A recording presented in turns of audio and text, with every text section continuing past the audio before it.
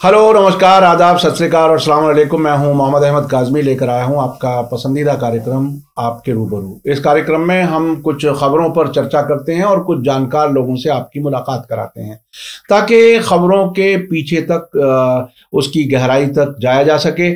और इस वक्त जो मुल्क में कई अहम वाक़यात हो रहे हैं, तो ये कि हमारे गृह मंत्री अमित शाह जी ने एक बयान दिया है। मैं राहुल गांधी जी को कहना चाहता हूं कि 1 जनवरी 2024 को राम मंदिर बनकर तैयार हो जाएगा। ये इसके क्या मानी है, इसको हम समझेंगे।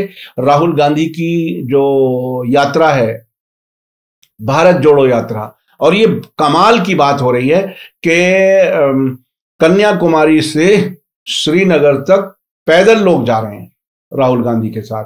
ये बहुत ही गैर मामूली वाकया है। शायद ये दुनिया में पहली ऐसी यात्रा हो जो इतने लंबे दूरी तक मुसलसल पैदल चल रहे हो। नहीं तो आमतौर पर वीआईपीज हवाई जहाज से उतरते हैं, कुछ दूर चलते हैं, फोटो खिंचवाते हैं, चले जाते हैं। फोटो खिंचवाने की बात हमें याद आ गई, वो स्वच्छ भारत में भी बहुत लोगों ने बड़े अजीब अजीब किस्म के फोटो खिंचवाए थे। खैर, उस पर बहस नहीं है, उस पर बात करेंगे। और हल्द्वानी में क्या मामला है, सुप्रीम कोर्ट ने स्टे दिया है। तकरीबन 50,000 लोगों के उजड़ने की तैयारी वहां पर है, उस पर रोक लगाई है। मेरे साथ ये सब इश्यूज पर बात करने के लिए खास मेहमान हैं ZK फैजान साहब, जो पीपल्स अवेयरनेस फोरम के प्रेसिडेंट हैं, सोशल एक्टिविस्ट हैं, पेशे से वकील हैं, पार्लियामेंट का इलेक्शन लड़ चुके हैं और बहुत ही बेबाक अंदाज में अपनी बात रखते हैं।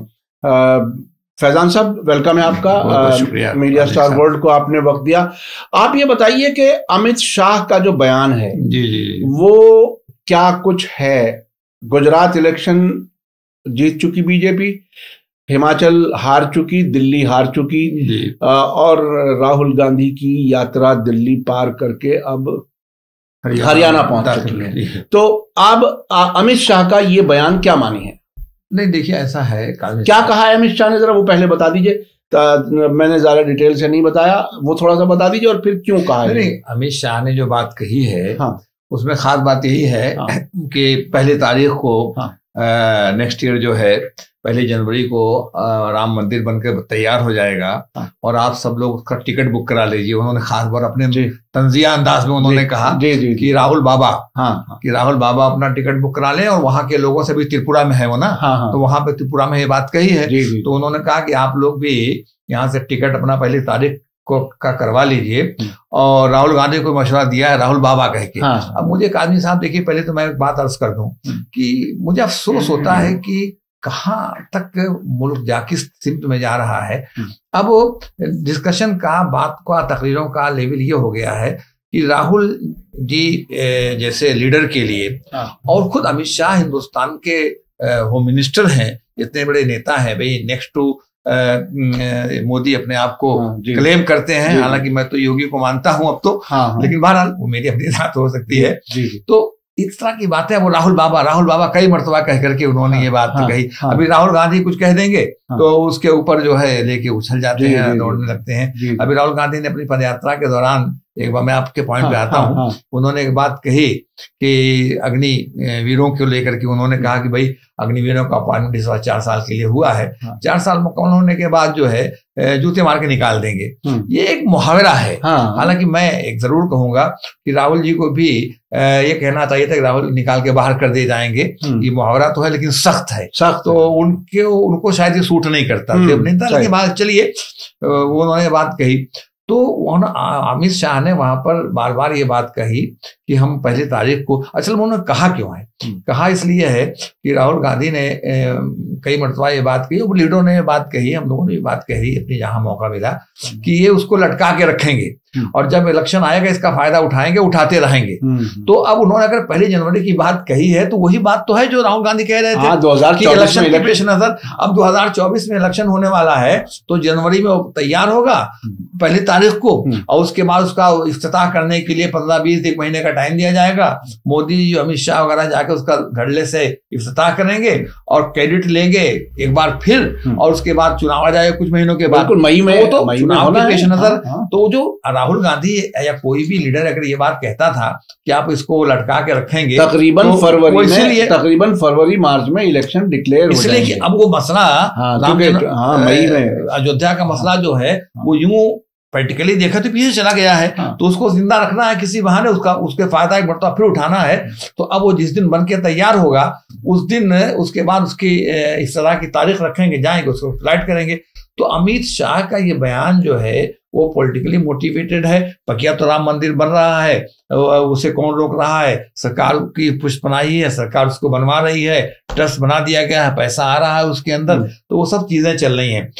दरअसल हो क्या रहा है कि राहुल गांधी की जो पदयात्रा है इसमें कोई दो राय नहीं है कि उससे बीजेपी घबराई हुई है, इसलिए कि राहुल गांधी पहले से बोल रहे थे, अटैक कर रहे थे, और बीजेपी के खिलाफ अगर कोई लीडर सबसे मजबूती के साथ कोई बोल रहा है और हिम्मत के साथ, मजबूती के साथ, तो राहुल गांधी उस पे बोल रहे हैं, इसमें कोई दो राय नहीं है। और उसी की वजह से बीजेपी में एक बौखलाहट है। ये बात सही है कि राहुल गांधी की जैसे एक इमेज इन लोगों ने पप्पू वगैरह करके पेश करने की कोशिश की थी, और वो लोगों में पापू इस तरह की इमेज बन भी रही थी, बल्कि मैं कहूंगा बन भी गई थी। लेकिन और ये पैदाइशी तौर पर चांदी के बर्तन में खाना खाया और सोने के चम्मच से खाना खाया, तो राहुल गांधी को क्या पता देश क्या होता है, और किसान क्या है, और मजदूर क्या है, और सड़कें क्या हैं, गलियां क्या हैं। तो अब राहुल गांधी ने पदयात्रा करके, देखिए मामूली बात नहीं है, कन्याकुमारी से कश्मीर तक इतनी लंबी पदयात्रा, और इस तरह से अब वो इसी पे एतराज है कि साहब वो टी शर्ट में घूम रहे हैं, तो इसी पे लेकर के अब कुछ नहीं मिला, तो यही उनको मिल गया है कि साहब टी शर्ट में। अरे भाई वो पदयात्रा कर रहे हैं, वो नंगे पर। काजमी साहब ईमानदारी की बात यह है कि अगर आप, मैं तो कहता हूं अगर मुझसे कह दीजिए एक दिन में 25 किलोमीटर चलूंगा, तो दूसरे दिन मैं आराम करूंगा, फिर उसके बाद चलने की कोशिश करूंगा। तो ये लगातार कंटिन्यूअस बिना रुके हुए, तो ये तो बहुत बड़ी बात है पदयात्रा, इसमें कोई दो राय नहीं है। अब जहां तक पदयात्रा का मामला है, पदयात्रा के सिलसिले में जरूर कहूंगा कि पदयात्रा एक अलग चीज होती है, रिस्पांस भी बहुत मिल रहा है, और इधर प्रेस ने भी, इलेक्ट्रॉनिक मीडिया ने निगेटिव कंट्रोल किया, कंट्रोल कह रहा हूं, निगेटिव उसको पेश किया। लेकिन ये कि उसको दिखाने के लिए मजबूर ये मीडिया हुआ, और उसको अब ये कि भाई राहुल गांधी से उल्टे ही सवाल कि भाई वो क्या कर रहे हैं, वो क्या करेंगे, सरकार को जो कुछ करना है। शुरू में कहा गया कि टैंकर 5 स्टार है, वो जो है जिसमें जाते हैं कंटेनर वो है नहीं। अभी देखिए, अब वो यानी मतलब ये है कि क्या बोल रहे हैं मीडिया, उसको कुछ समझ में बात नहीं आती, मतलब कहना तो उनको है। अब वो कह रहे हैं कि अपीजमेंट कर रहे हैं। अब बताइए, सरकार में राहुल गांधी नहीं है, कांग्रेस पार्टी मरकज में सरकार में नहीं है, राहुल गांधी की पदयात्रा से अपीजमेंट कहाँ हो रहा है? और जब अपीजमेंट की बात होती है तो अपीजमेंट का मतलब होता है सीधे सीधे मुसलमानों की बात, समझा आपने? उसमें नहीं, अब अपीजमेंट कैसे उन्होंने कहा? उन्होंने कहा कि साहब ये वहां से गुजरे केराना से, तो केराना में उनको उन परिवारों से मिलना चाहिए था जिन्होंने पलायन किया था। अब वो कहते हैं कि हिंदुओं ने, भाई अगर मुझसे आप पूछते हैं तो वो उस वक्त जो पलायन की कोई बात ही नहीं थी। कुछ लोग अपने कारोबार के सिलसिले में छोड़ करके गए थे और उसको उन्होंने पलायन दिखा दिया और उसका वो फायदा उठाया उन्होंने पॉलिटिकली, समझा? उन सब जगहों से सभी लोग बड़े शहरों तक आते हैं काम के लिए। अगर तो पलायन तो हुआ तो हिंदू भी निकले, मुसलमान भी निकले, झगड़ा हो गया था, मैं इसी को मान लेता हूँ। तो वहां पर कि साहब वो हिंदुओं उनके घर क्यों नहीं गए जो जहां पर जो लोग मारे गए थे, समझा आपने? तो कह लगा कि ये जो है तुष्टीकरण, यानी तुष्टीकरण, अपीजमेंट लफ्ज अभी भी 2 दिन 3 दिन से चलता रहा कि साहब तुष्टीकरण हो रहा है। कौन सा तुष्टीकरण हो रहा है? आमतौर पर जब कोई सरकार में होता है और किसी को फेवर करता है तब उसको तुष्टीकरण यही कहते रहे हैं। हालांकि कांग्रेस के जमाने में भी मुसलमानों का तुष्टीकरण हुआ कहाँ है? अगर कुछ मिला होता तो अब नजर आता, हम लड़ते ही रहे। जी बिल्कुल लड़ते रहे, तुष्टीकरण कहाँ हुआ है? वो तो बेकार की बात है। लेकिन मैं कह रहा हूं कि अब तुष्टीकरण की बात कर रहे थे। परसों तमाम चैनल इसी पे थे कि साहब तुष्टीकरण कर रहे हैं यानी मुसलमानों का। कमाल कर दिया भाई। तो ये चीज है। अब अगर वो मंदिर में जाएं तो कहेंगे साहब अब उनको भगवान याद आया है, और मस्जिद में चले जाएं तो कहेंगे साहब देखिए दरगाह में चले गए तो उन्होंने कहा साहब देखिए दरगाह याद आ गई, मुसलमान याद आ रहे हैं, अपीसमेंट हो रहा है।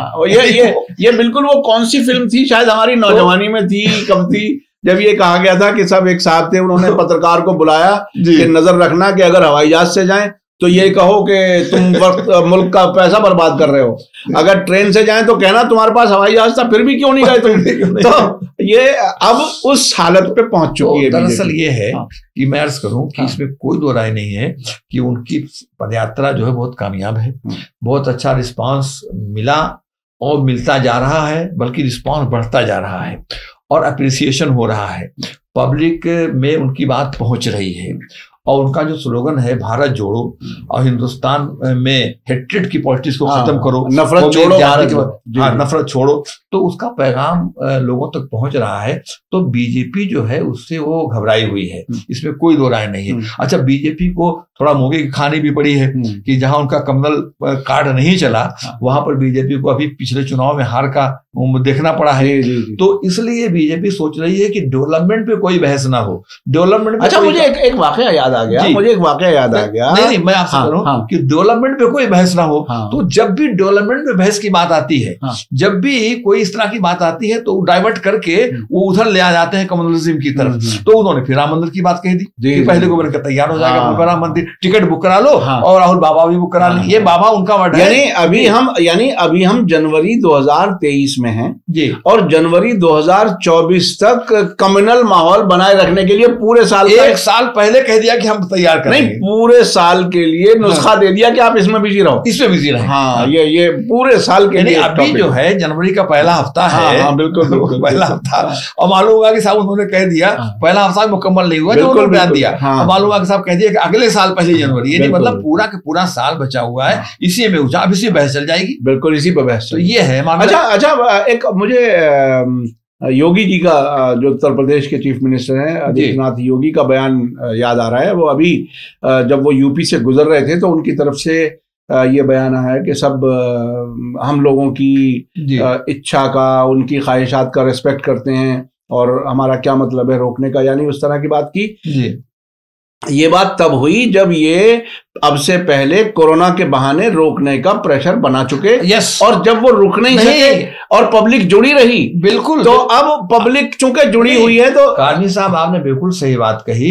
कोरोना का अपना टीवी चैनल जो 4-5 दिन तक पूरा चाइना कर रहे थे कि लाख मर गए, 2 लाख, वो तो 2-2 लाख एक दिन का बता रहे थे। अरे साहब, अब चीन से खबर ये है, नहीं अब चीन से खबर ये है कि तमाम पाबंदियां उन्होंने हटा दी, तो पब्लिक ये कह रही है कि पाबंदी क्यों लगाई। जो कुछ भी वहां मर रहे थे, मैंने कई बयान देखे थे।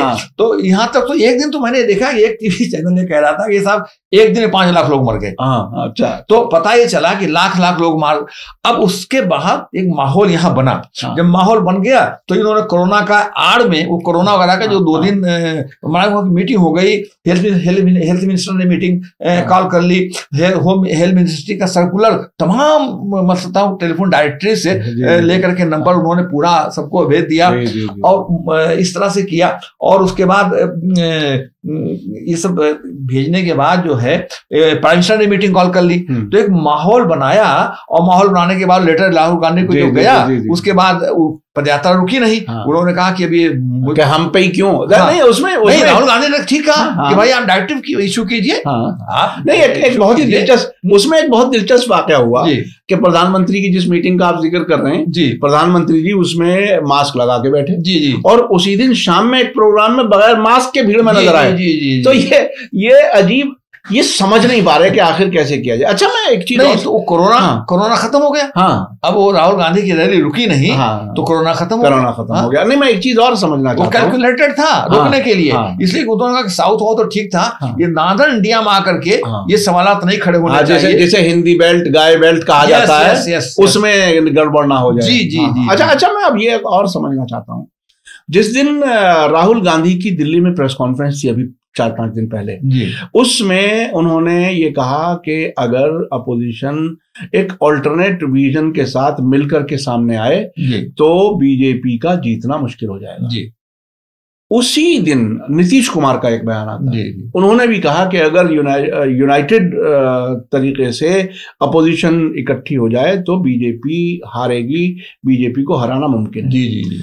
इसी किस्म का मिलता जुलता बयान शरद पवार का है। जी। उन्होंने कहा कि कांग्रेस एक बड़ी पार्टी है, उसे खत्म नहीं किया जा सकता, और उन्होंने कांग्रेस को बड़े रिस्पेक्ट से जिक्र किया।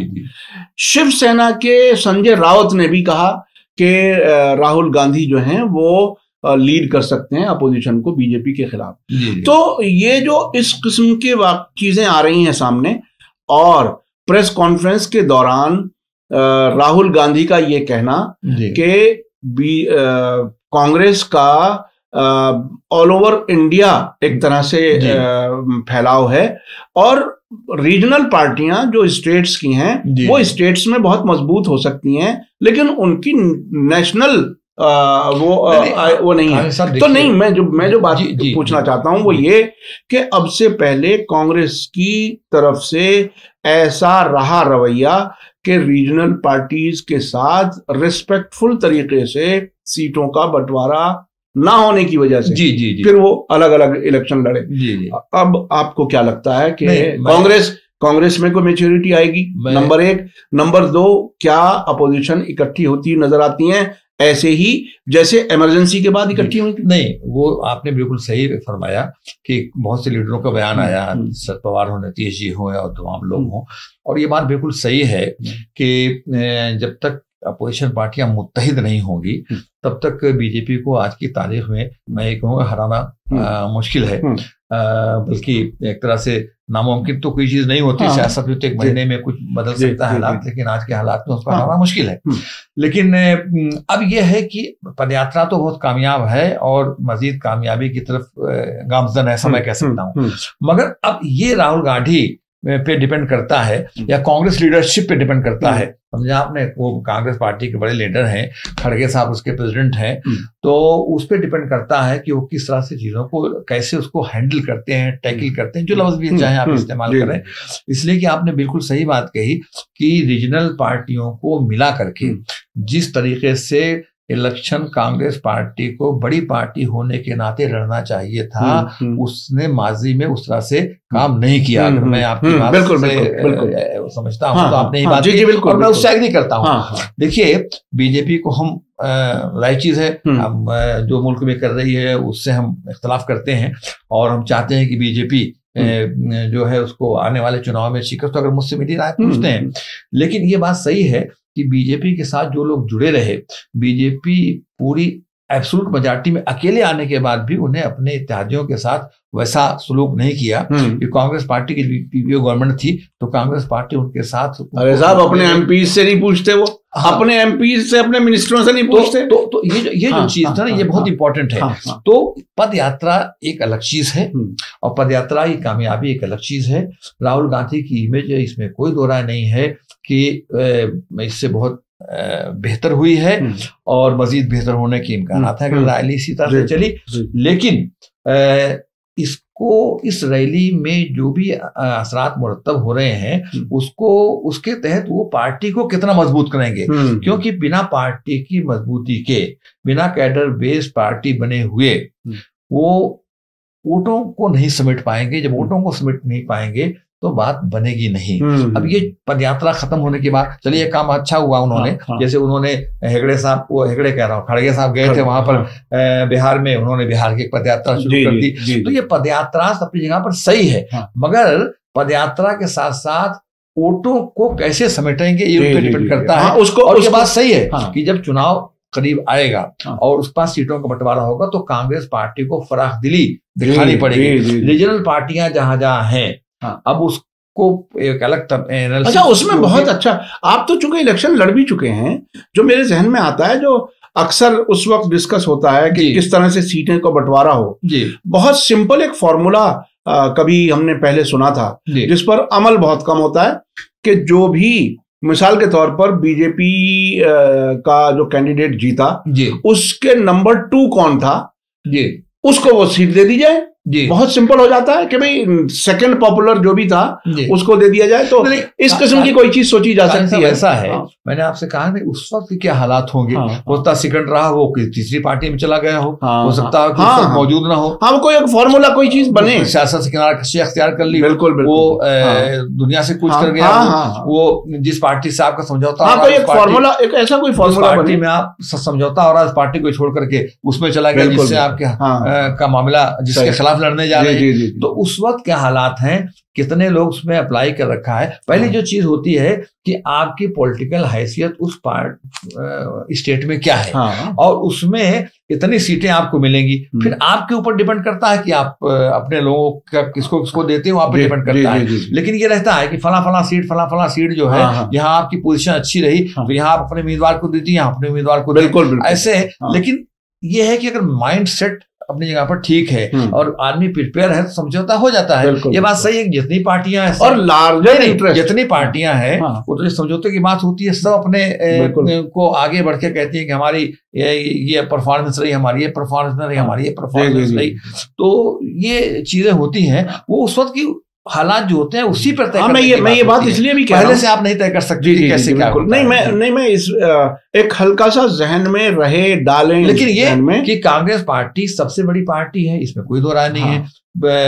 बीजेपी के मुकाबले में नेशनल लेवल पर वही खड़ी हुई है और खड़ी रहेगी 2024 के चुनाव में, उसमें कोई दो राय नहीं है। तो कांग्रेस पार्टी को ये महसूस करना होगा कि स्टेट्स में जो है, कांग्रेस जिस स्टेट में समझौता हो रहा है वहां पर उसकी पोजीशन क्या है। अगर इसको रियलाइज करके समझौते की बात नहीं करेंगे तो वही झगड़ा पैदा होगा।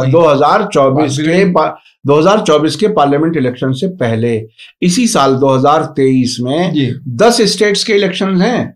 ये अगर अपोजिशन पार्टियां मिलकर के लड़ना शुरू कर दें तो इसी साल में तजर्बा हो जाएगा। मेरे ख्याल में आप बिल्कुल सही कह रहे हैं। जो आने वाली इलेक्शन है उसमें, लेकिन अभी स्टेट्स में इत्तेफाक से कांग्रेस पार्टी सबसे मजबूत पार्टी है। अगर देखें एक आध छोड़ दीजिए, लेकिन फिर भी ये तजर्बा कर सकते हैं। राजस्थान है, कांग्रेस ही है, मध्य प्रदेश है, कांग्रेस पार्टी है, कर्नाटका में तो थोड़े मोड़े, लेकिन कांग्रेस पार्टी सबसे ज्यादा, छत्तीसगढ़ आई कांग्रेस पार्टी। तो इस तरह से अगर आप देखें तो मैं इसको इसलिए कह रहा हूं कि 10 स्टेट्स में शुरू में अगर एक आध जगह गलती भी कर जाए अपोजिशन, तो बाकी तजर्बे के लिए काफी मौका है इस लाइन पर काम करने का। ये है।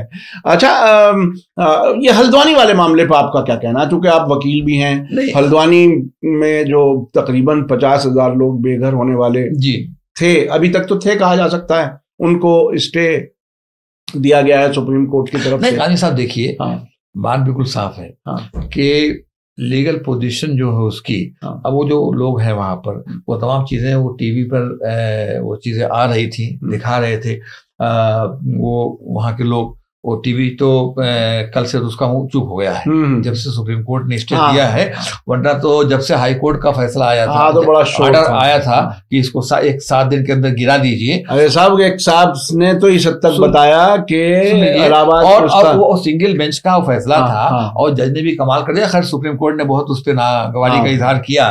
उसने कहा कि साहब, और पैरामिलिट्री फोर्सेस लगाने की बात की। भाई आप कहिए कि इसको इम्प्लीमेंट कीजिए। अब जज को, जब जज खुद कह रहा है कि पैरामिलिट्री फोर्सेस लगा दीजिए, सुप्रीम कोर्ट ने काफी उस पे वो किया कि यानी आप डर का माहौल बना रहे हैं बाकायदा पूरी तरह से। तो अब वो धामी साहब जो वहां है, अब उन्होंने कहना शुरू किया कि साहब ऐसा है कि हम जो कोर्ट का फैसला है उसको नाफिज करने के लिए तैयार हैं और हम हमारी पुलिस इस तरह से तैयार है और हमने पैरामिलिट्री फोर्स के लिख दिया है सेंटर को, और वहां से भी आ रहा है और डीएम पे पहुंच गए और तमाम चीजें। तो वहां जो दिखा रहे थे, तो अब जब उल्टा अब इन्होंने स्टे कर दिया सुप्रीम कोर्ट ने, तो वो टीवी जो है, वही टेलीविजन जो है, जो उनके लिए बड़ा इंपॉर्टेंट मसला था, अब वो उसमें नहीं है। अब वो दूसरे, अब तो राम मंदिर पे आ गए, अब तो ये चलेगा, राम मंदिर चल रहा है, अंजलि वगैरह को लेकर के चल रहे हैं। वो कोई पटिशन कुछ और इश्यूज पे फाइल हो गया है, क्या कहते हैं वो कुछ लोग तो ये कहते हैं कि जैसे वो नहीं, अभी एक आध चैनल लिए हुए पड़े थे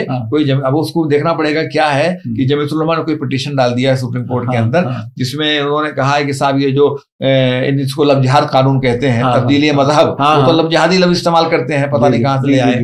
तो वो उसको चैलेंज किया है। अब उसका मिसयूज को चैलेंज किया है या उसको एक्ट को चैलेंज किया है। अब ये देख करके उस पर तबसरे की बात आएगी, लेकिन उनका मौजूद बहस मैं जब अभी देख रहा था तो मुझे मौका नहीं मिल पाया, तो देख रहा था कि उस पर पूरा वो लेके लग गए हैं, वो अंजलि वगैरह केसेस को लेके लग गए हैं। तो ये सब लेकिन वो हल्द्वानी को भूल गए हैं, नॉन इश्यूज में उलझाए रखेंगे, नॉन इश्यूज में। तो लेकिन सुप्रीम कोर्ट का फैसला इसमें कोई दो राय नहीं, बहुत ही बेहतर फैसला है।